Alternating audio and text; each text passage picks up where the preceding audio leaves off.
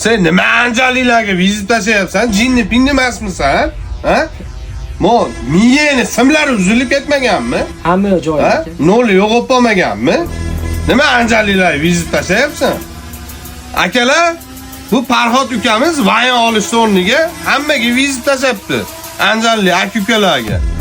200 metrga yugurish bo'yicha musobaqa qilyapti ekan. 200 metrdan agar kim birinchi mana Farhod Beydan birinchi yetib keladigan bo'lsa, Do'kan tog'am nomidan ham, boshqa homiylar nomidan ham akalar, sovg'amiz bor ekan.